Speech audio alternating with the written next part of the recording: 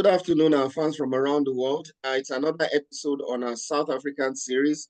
Today, we're going to be looking at two things. Basically, we want to home in on the Government of National Unity, GNU as it's called, and then want to look at the scandal involving the Justice Minister, Simelane, who was alleged to have taken a loan from the VBS Mutual Bank that crashed, because of some, fraudulent activities. And with me on the show today is Lerato and Mustafa. Mustafa, you can dive in here. Thank you very much. Yeah, Lerato, are you with us? Yeah. No, not yet. Yeah, we still can't hear from you. Okay, so let's jump in. Let me know, give me the details, because I wasn't able to get time to look at it. What's going on with the Government of National Unity? So what are the details about that? The first thing is to highlight the fact that there's so many complexities when you have a Government of National Unity. And there seems to be some problems that have started brewing. For instance, the MK party has a legal dispute with the South African Broadcasting Corporation over the use of the term Government of National Unity. They claim that it's closely tied to their own identity. That's the MK party. But the SABC, who is a broadcasting media corporation, says that the term is a general political concept and is not exclusive to any party. So this highlights the problems that often, goes on when you have a Government of National Unity. Unity in quotes, because most of them are strange bedfellows. They're not quite united in principles and ideals. Well, not only that, there's competing groups. Like MK is closely tied to EFF, and ANC and PAC. No, ANC and Mackenzie, whatever his group is. I think it's PA. ANC and PA and DA are closely aligned, and they're just using this word national unity. It's to be honest with you, that word national unity to me, it's a propaganda term. What we want to know is who has the majority power. My guess is that ANC and DA have the majority power, but they want to call it national unity. So what I'm going to say is that it's just marketing, and I don't think Zuma has a point. I don't think MK has a point. I think they're right. DA and ANC is not national unity. It's more of a unification of traitors. And the reason I call them traitors is because they represent white supremacy. They represent, I'm for capitalism, but the type of capitalism they represent is what's destroying South Africa, in which corporations can manipulate South Africa. So it's not national unity. It's called the government of national power, because they have the power.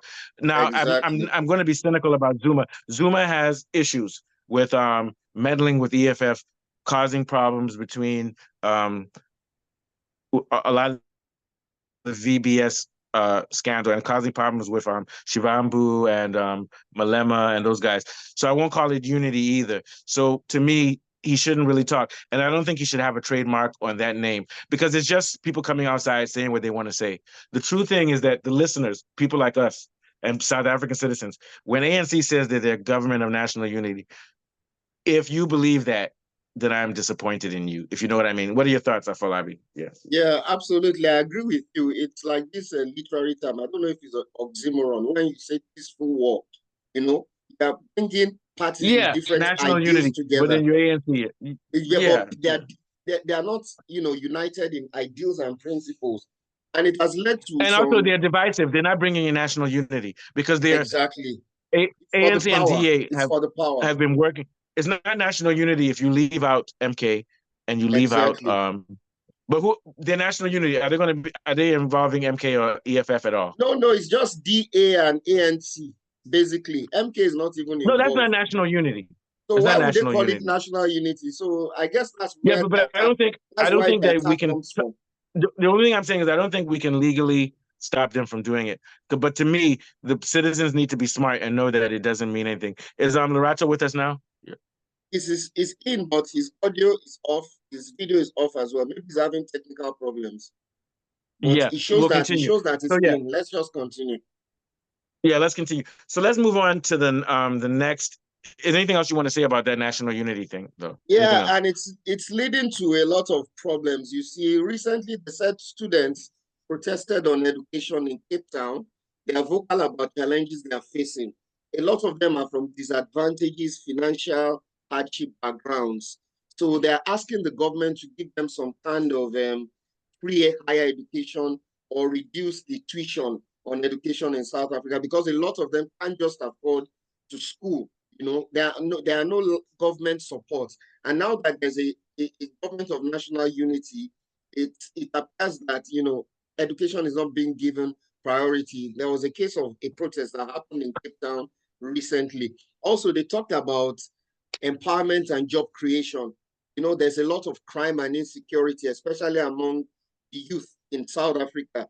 You know, those that are from disadvantaged backgrounds, and are calling on the government of national unity to focus on skill development and job creation. Yes, yes. And what they will tell you, so the biggest lie in the world, like you said, is that the Western Cape is the best part of South Africa. No, it has the richest people. 99.9% of them are white. The richest people. It also has the most violence. Yeah, wow. Yeah, because once you add up the money from the whites, who own not just there are poor white people in Cape Town, but the rich landed whites. When you add up their money, their GDP is higher than a lot of the rest of the country.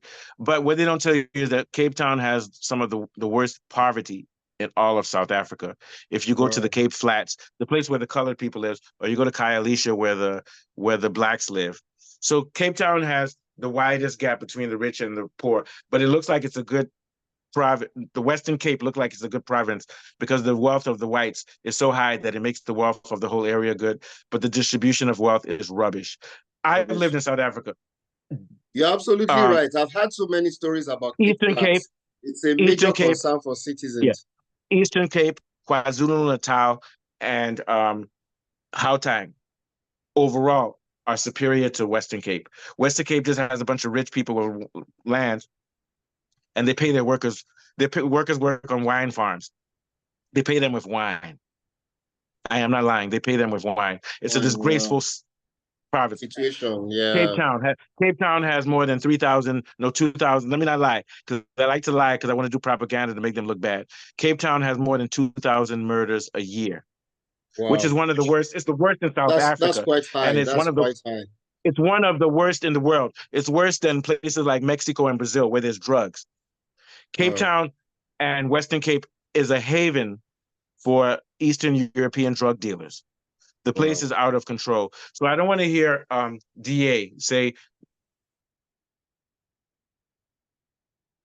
for liberation of Black people to go into alliance with DA rather than MK and EFF because they want to keep the money that comes to them through white banks, British banks, American banks, and also people like the Guptas. So to me, it's disgraceful. Any last thoughts on that before we move on? Yeah, basically, citizens are just urging the government to invest in infrastructure and social upliftment programs. You know, they believe that it should need to be out throughout the whole country. Throughout the whole country. And I'm not going to let EFF off.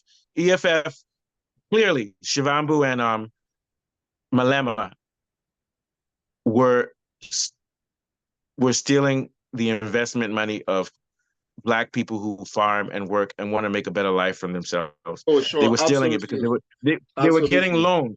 They were getting loans based on the money that these people contributed and using it for your restaurants, using it for your BMWs. The loan was going directly Malema uses Malema's children are very smart, thank God. But it's coming off of the money. They're living in luxury off of the money of laborers who trusted the EFF. So I'm not going to let EFF off the hook. I'm not going to let MK off the hook either because Zuma is tied to VBS also. But what I am saying is that there's ANC and DA are the biggest enemies of South Africa, African national unity, because they represent corporate and they're letting corporations destroy the country and not destroy the country, loot the country, mining and everything else. Ramaphosa sits on the board of, I think it's Anglo or one of these companies that are sapping South Africa of its wealth. Now let's go to DA. DA is racist. They are racist. They just promoted a radio spokesman, not Gao. Gao is also terrible, but another guy who makes racist that we don't know both sides of the story. So what we see is South Africa has a crisis. There's no unity. I'm done. Any last thought? So let's move on to the next thing. You know, there was optimism initially with this government of national unity, but a lot of South Africans, they remain skeptical now. Some feel the government has failed to deliver on its past promises. So there's a growing frustration. Oh yeah, the whole government, transparency and progress. Really, nobody the really whole trusts government. anybody anymore. Yeah, I'm going to ask you a question. I'm not going to answer it today. Just based on you, just tell me what you think the solution for South Africa is, government-wise and the people. Just what do you think? Yeah. Problem is that there are a lot of established parties, really, and a lot of those parties too are corrupt. So I don't think this government of national unity can work. I feel they should give another. I've lost faith in the ANC because we've seen all what they've done. I think ANC should give another party a chance, really. But this national unity thing is never going to work. It's all about power and position, really.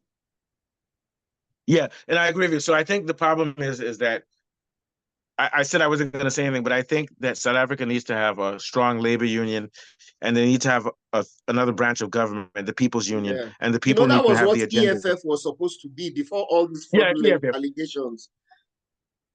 That was the model of the EFC. Let's talk about Ndlotsi. Okay. I'm not saying his name properly. Ndlotsi. To me, he's the brain of the EFF. Very brilliant guy. I went to school with him. He studied political science. He has a PhD.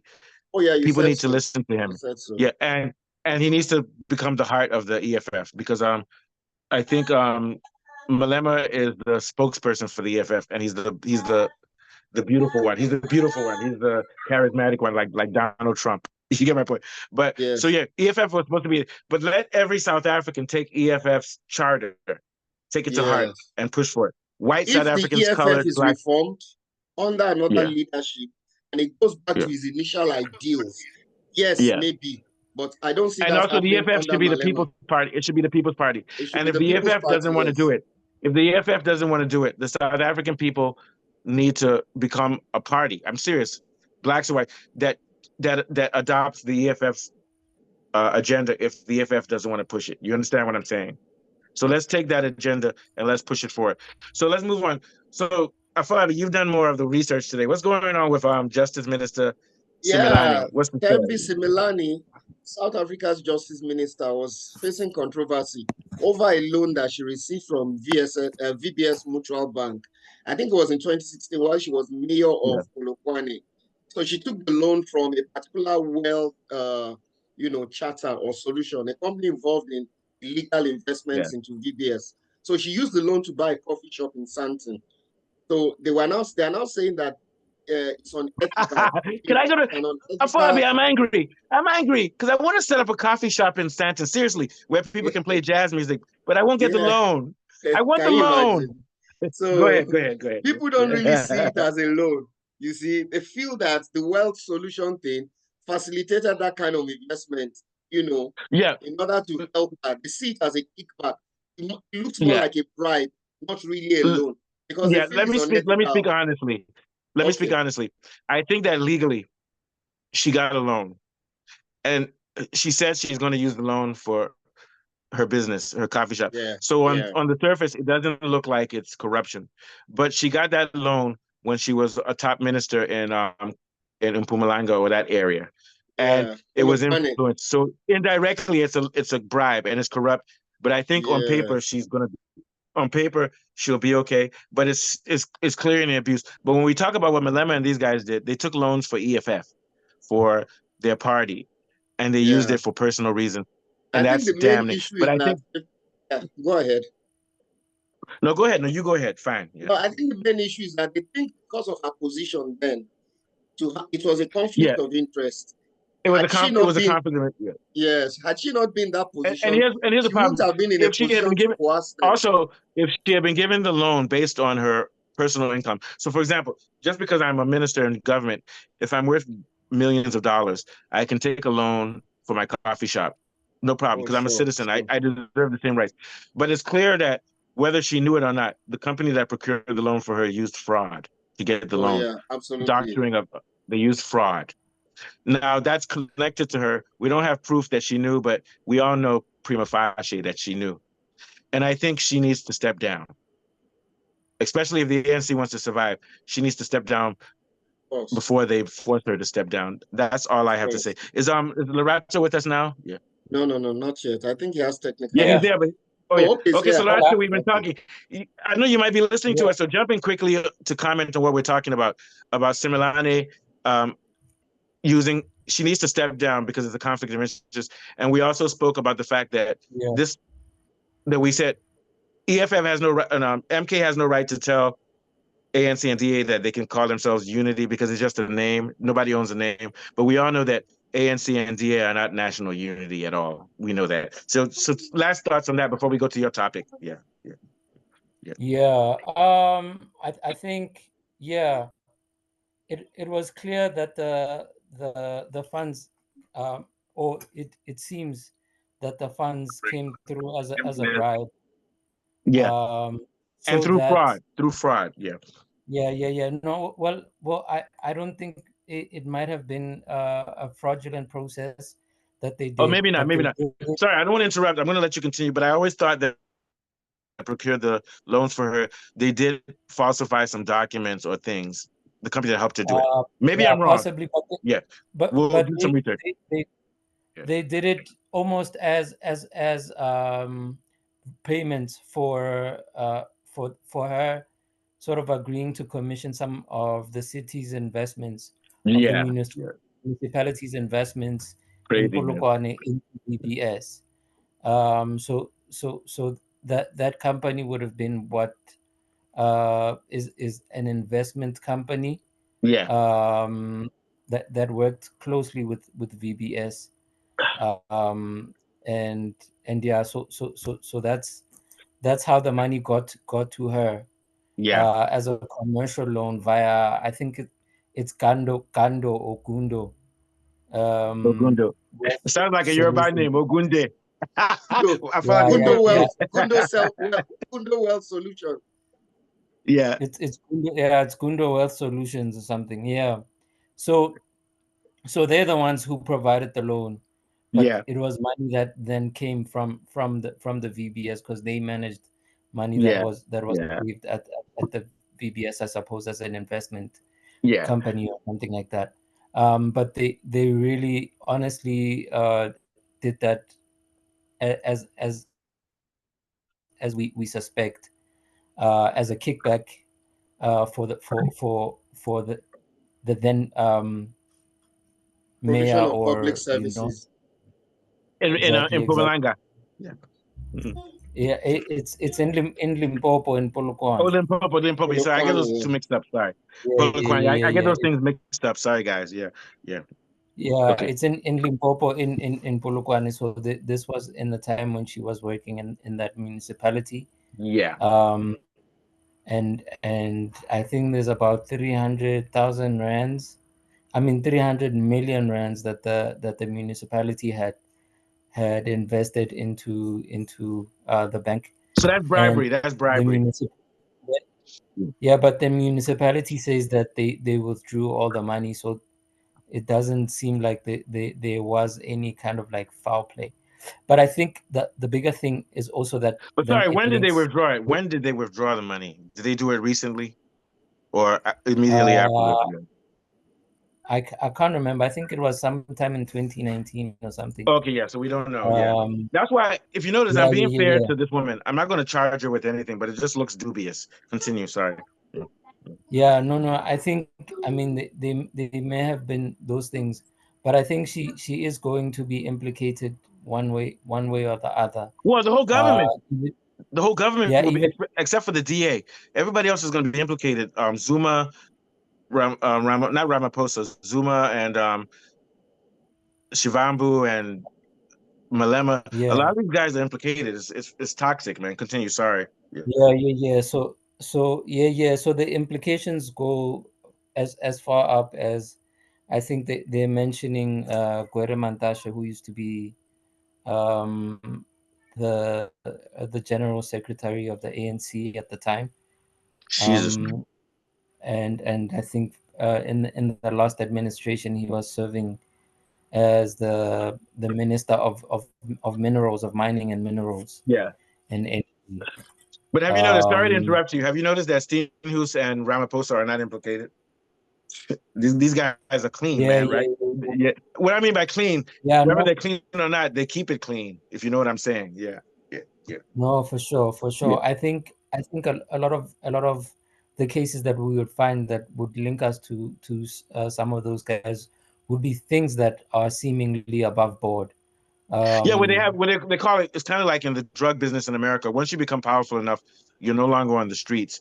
So there's not a paper link, but there's a paper link, but it's a hidden thing that you don't know, and you will never know. Exactly. Yeah, yeah, yeah. So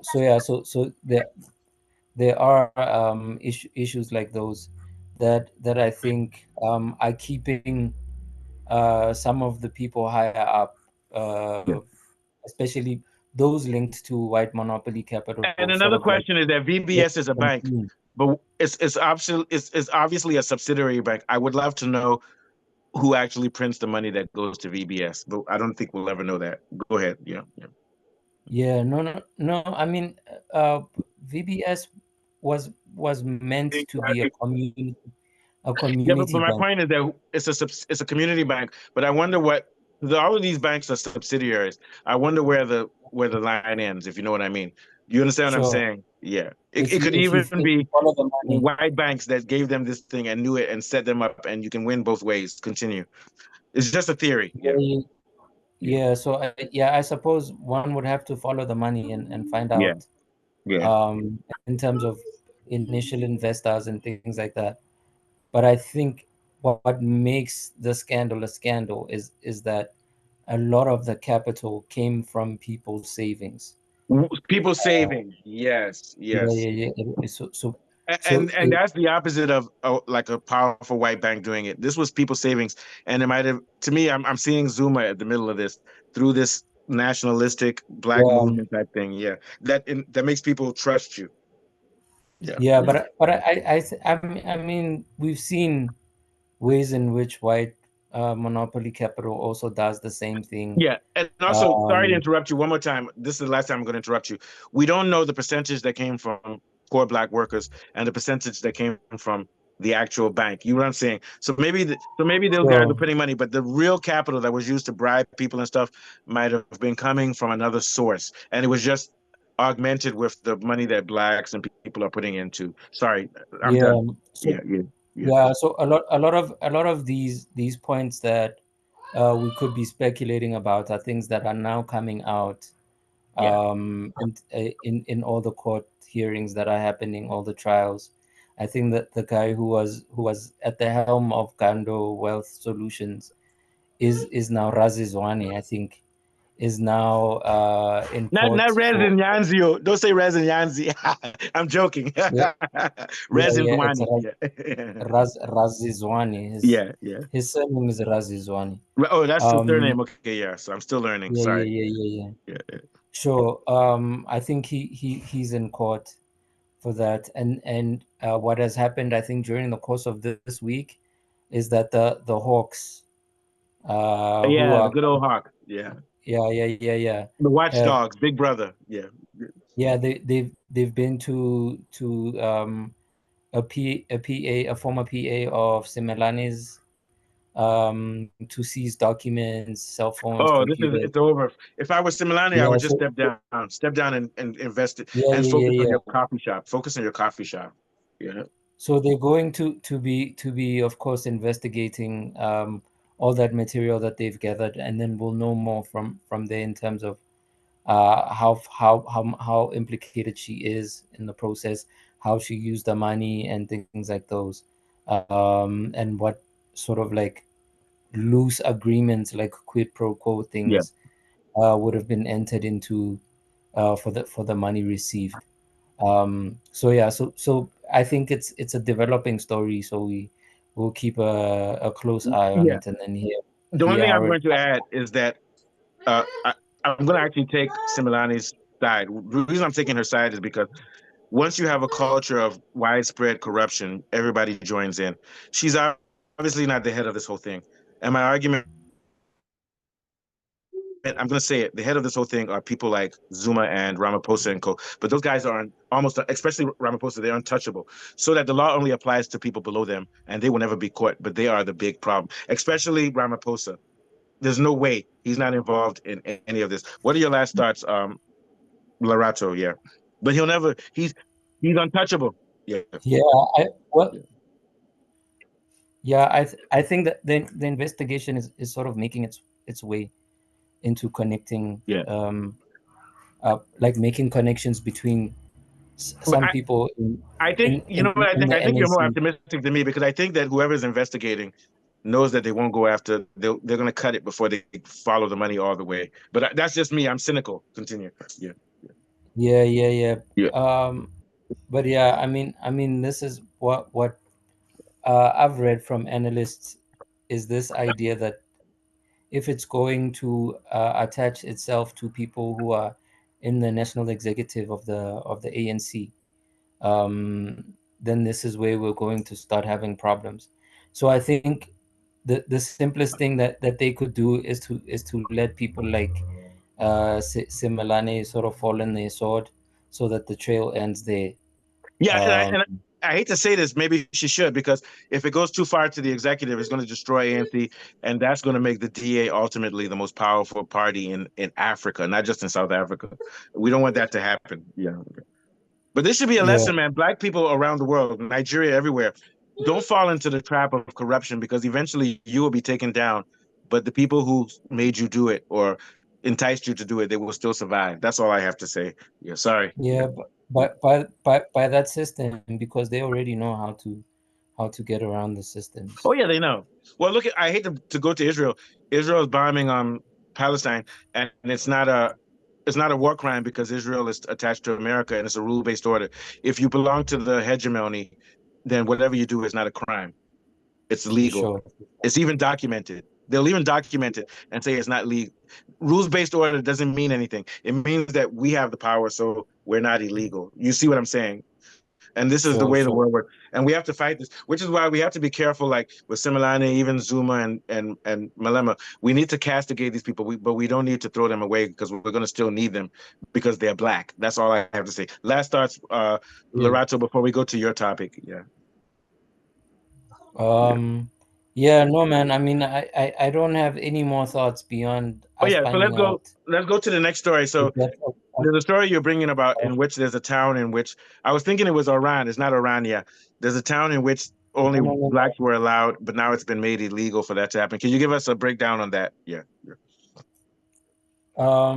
Yeah. So, according to some reports, they're saying that it's a township or a small town, in the far east of Pretoria, where people actually started settling sometime around 1992. So this is when people started seeing that there was going to be a change in power, a change in government, and that a prominently a Black government was going to take over the country. Yeah.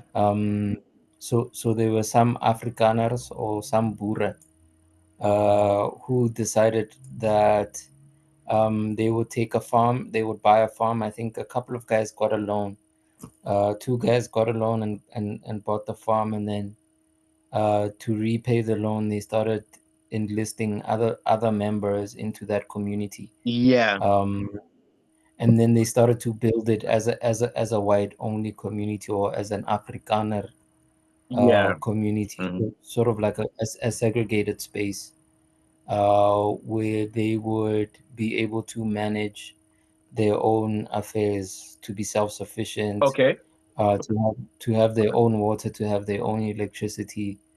I think the only thing that they said that they depend on South Africa for would be laws, in terms of the police and all kinds of other sorry, I gotta laws jump in.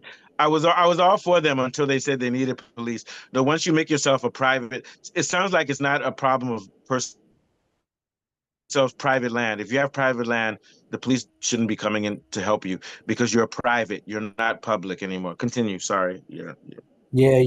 So I mean, the what it looks like when you look at it as a whites only town, in spite of those who speak on behalf of the town, say that it isn't racist, but obviously we know the history of South Africa. Oh yeah, but sorry, can I jump in for a second? See, here's my problem. I don't think they're a town. I think it's private land that they've bought, and they may have legal thing. And I think you might have in South Africa, it's illegal to have private land and say this is my spot and no black person can come. If you treat it like your home, you understand what I'm saying? Yeah, but you, what I'm saying is they shouldn't get any government funding. But saying that a right of admission is reserved for certain people is different than saying no black people allowed. Okay, let me give you an example. So let me give you an example. Let's say I bought 5 hectares of land in Joburg and it belongs to me. And I said, no black people allowed. It's racist, but it's not illegal because it's my private property. And it's just my home. It's not a business place where we sell things.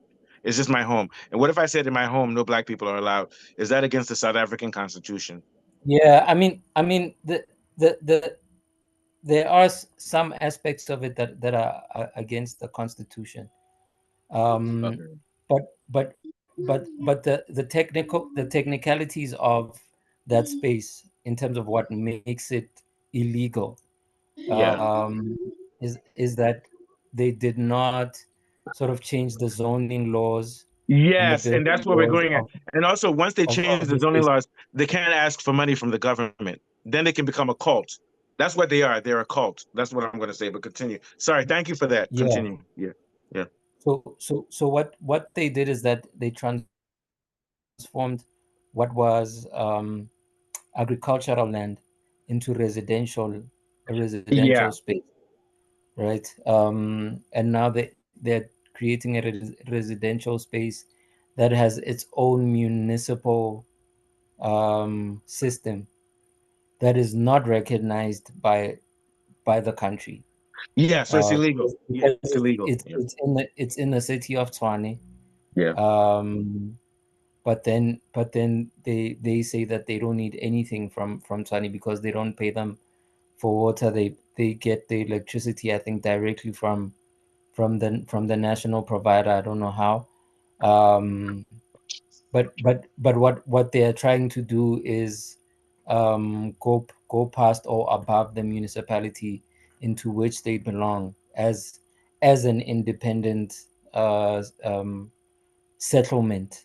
Yeah, but here's the thing: if they're an independent settlement, I don't like the word settlement. I would call it private property, like a farm. If you're that, then you got to pay taxes, you got to do all things, and you don't get any money from the government at all. You understand what I'm saying? You know? I don't think. I don't think they're getting any money from the government. I think it's money that people are collecting themselves. Oh yeah. But so then my argument, what's the government's rationale for saying it's illegal then? Because it'll be the same as if I bought a certain amount of land in South Africa and I said, I have the right to say who can come on my land. Do you understand what I'm saying? Yeah. Sure. Yeah. I think the problem in terms of the monetary thing, as you were trying to mention it, regarding how the government's funds are sort of tied into this thing. I think also has to do with the Reserve Bank accepting shares. And this is the problem. So what I'm going to say is the solution to this problem is to nationalize all South African land so that nobody owns the land. You're only leasing it, and the Constitution will protect everybody. And you can't do things like this. That's what China does. China is not it's a socialist country, but it's still a capitalistic country. But the government leases out land to people. They don't own it. And they have to follow the Constitution. So this is why we need to go back to South Africa's Constitution needs to change, because it's too much of liberal free market capitalism in which people can do this type of rubbish where they can say, oh, this is my land and no black people are allowed. Sorry, continue. Sure. Yeah. So yeah, I mean there are all these legal sort of gray areas. Also, we have less than a minute, so close up for us. Yeah, thank you. Go ahead to continue. There are all of these legal gray areas that the space occupies, in terms of it having its own bank, it's in terms of it having its own land and running its own affairs. So all those things are still in court and being heard. So we'll see what the outcome is. And my guess is that if you follow the money, it's still attached to the government, which makes this a situation in which they can't do things like that. But that's going to be involved. We need investigators to show the money trail. Yeah. They're saying it's an informal settlement, so I don't believe so. They're being supported by banks like Orania. Yeah.